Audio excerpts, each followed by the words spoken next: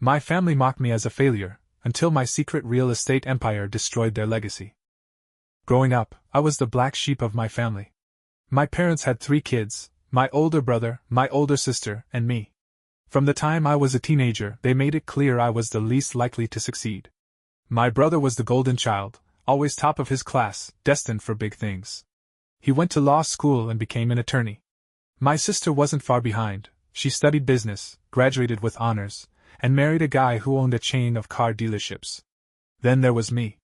I barely scraped through high school, and when I dropped out of college after 1 semester, it was like I confirmed every low expectation they had. My parents didn't hold back. They'd lecture me about how I was wasting my life, how I'd end up working some dead-end job, probably manual labor, because I didn't have the brains or ambition to do anything else. Family dinners were the worst. My brother would talk about his internships, my sister would go on about her wedding plans, and I'd just sit there, picking at my food. If I tried to say anything, my mom would cut me off with something like, "Let's talk about something important." My dad was quieter, but he'd give me this look, like he was disappointed I even existed. They stopped inviting me to family events after a while, Thanksgiving, Christmas, even my cousin's graduation. I'd hear about them later, see the photos on social media, and realize I wasn't missed. The thing is, they never asked what I was doing with my life. Not once.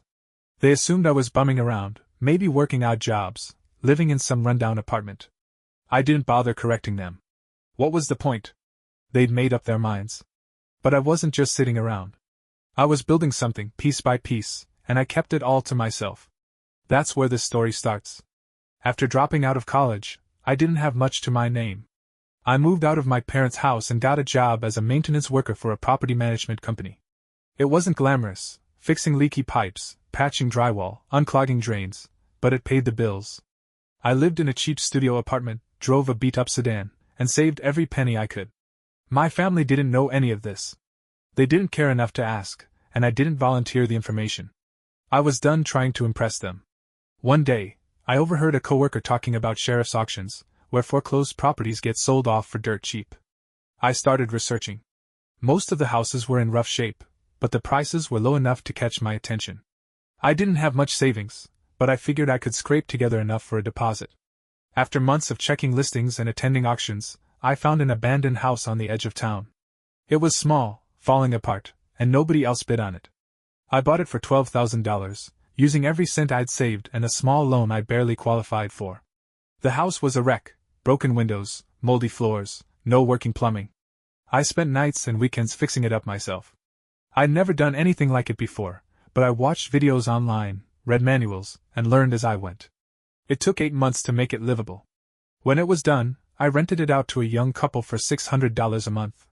That was my first taste of passive income, and it changed everything. I wasn't just surviving anymore. I had a plan. I decided to keep it quiet. I didn't want my family knowing, not because I was embarrassed, but because I didn't trust them to react well. They'd probably find a way to criticize it or tell me I was doing it wrong. So I set up an LLC with a generic name to hold the property. I used a registered agent to keep my name off public records. Nobody could tie it back to me unless I wanted them to. That first house was just the beginning. The rent money started coming in, and I used it to pay down the loan while saving for the next property. I kept working my maintenance job, picking up overtime whenever I could. My life was simple: work, fix up the house, scout auctions, repeat. I didn't go out, didn't buy fancy clothes, didn't upgrade my car. Every dollar went into the plan. Over the next 2 years, I bought 3 more houses. Each one was a distressed property, picked up at auction for a fraction of its potential value. I'd spend months renovating, new wiring, fresh paint, updated kitchens. I didn't hire contractors, I did it all myself. It was exhausting, but I got better with every project. By the end of year 3, I had 4 rental units bringing in $2,400 a month total. After expenses, I was clearing enough to cover my rent and still save for the next deal. I moved into one of my smaller units to cut costs. It was a 1-bedroom with outdated carpet and a tiny kitchen, but it was mine. I sold my old car and bought an even older truck for hauling supplies. My family had no clue. They still thought I was scraping by, maybe working construction or cleaning offices. At one point, my sister called to ask if I could help her move furniture. When I showed up in my work boots, covered in paint, she smirked and said something about how I must be used to grunt work. I didn't respond. I just carried her couch and left. I kept my properties under different LLCs, each with a vague name like Sunrise Holdings or Maple Properties. I learned how to structure everything so my name stayed out of it. Public records showed nothing. If anyone searched my name, they'd find zero assets. That was how I wanted it. My family didn't deserve to know what I was building. They'd written me off, and I was fine letting them believe they were right. By the 5th year, my operation was running smoothly. I owned 9 rental units, a mix of single-family homes and small duplexes, all bought at auctions or through bank foreclosures. The process was the same each time: find a neglected property, buy it cheap, fix it up, and rent it out. I targeted tenants like students, young professionals, and retirees, people who paid on time and didn't cause trouble. My monthly income from rentals hit $6,500, and after maintenance, taxes, and insurance, I was banking most of it. I quit my maintenance job to focus on the properties full-time, but I didn't tell anyone. To the outside world, I was still the same guy living in a modest apartment, driving a rusty truck. I started eyeing commercial properties. They were riskier, but the returns were higher. I bought my first one, a rundown strip mall with 3 empty storefronts, for $90,000. It took a year to renovate, but I leased it to a coffee shop, a nail salon, and a vape store. That one property brought in $3,000 a month. It was a turning point. I realized I could play at a bigger level, but I stayed careful. Every new purchase went under a fresh LLC, each one set up to keep my name invisible. I hired a lawyer to handle the paperwork and a property manager to deal with tenants, but I still did most repairs myself to save money. My family remained oblivious. I saw them less and less.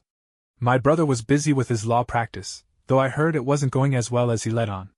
My sister and her husband were always traveling, posting photos from beaches and ski resorts. My parents acted like I didn't exist unless they needed something, like when my dad asked me to fix a fence at their house. I showed up, hammered the boards back in place, and left without saying much. He didn't ask about my life, and I didn't offer. I was too focused on my next move to care. Over the next 2 years, I went all in. I bought more properties, 15 houses, 2 more strip malls, and a small apartment building with 8 units. My portfolio was worth over $4 million, with monthly cash flow around $25,000 after expenses. I lived in a 1-bedroom unit in the apartment building, nothing fancy, just enough to get by. I upgraded my truck to a slightly less ancient model, but I kept my lifestyle basic. Nobody looking at me would have guessed I was sitting on that kind of money.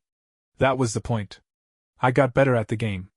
I learned how to spot deals others missed, like properties with tax liens or owners desperate to sell. I negotiated hard, always paying cash to close fast. My lawyer set up a web of holding companies, so even if someone dug into one property, they'd hit a dead end before finding me. I started depositing profits into separate bank accounts, each tied to a different LLC. My personal account never had more than $10,000 in it. If my family ever wondered what I was up to, they'd have no way to figure it out. Meanwhile, things started unraveling for my family. My brother's law firm lost a big client, and he was struggling to keep it afloat. My sister's husband got hit with a lawsuit over some shady business deals. My dad made a series of bad investments in restaurants, sinking most of his savings. I heard bits and pieces through cousins, but I stayed out of it. They didn't reach out to me for help, probably because they assumed I had nothing to offer. I was fine with that.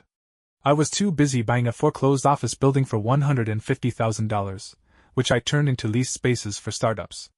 That one added another $5,000 a month to my income. By the 8th year, my portfolio was a machine. I owned 32 rental units, 3 strip malls, 2 office buildings, and a warehouse leased to a logistics company.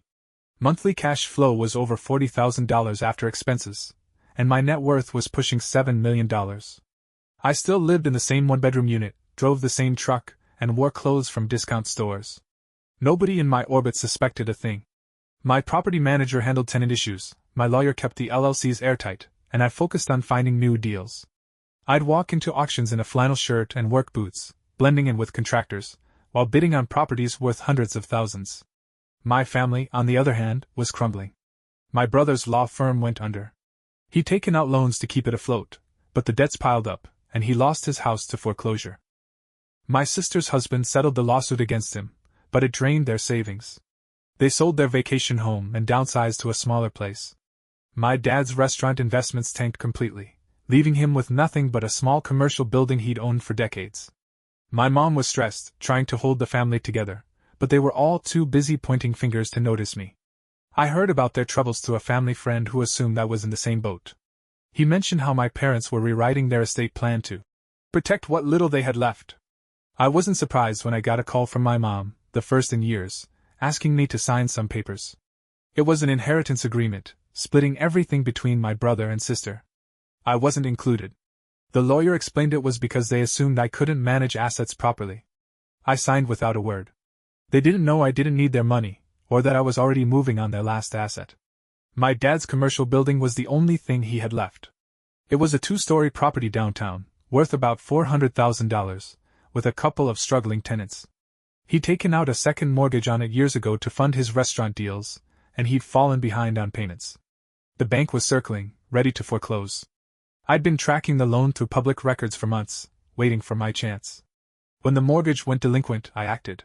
Through one of my LLCs, I bought the note from the bank for $250,000, a steal, since they just wanted it off their books. Owning the mortgage gave me control. I could have worked with my dad to restructure the loan, but I didn't. He'd never done me any favors, and I wasn't in the mood to start now. Instead, I let the foreclosure process play out. My LLC filed the paperwork, and the property was set to be auctioned off. I planned to bid low and take it outright if needed, but I didn't have to. Nobody else showed up. The building transferred to my LLC for the outstanding loan balance, clean and legal. My dad passed away a few months later. It was sudden, a heart attack. I went to the funeral, stood in the back, and left before anyone could corner me. My mom and siblings were too caught up in their grief to notice. They didn't know about the building yet. The estate went into probate, and they expected the property to be sold to cover debts, with whatever was left split between my brother and sister. I didn't say a word. I waited for the court hearing, where everything would come to light.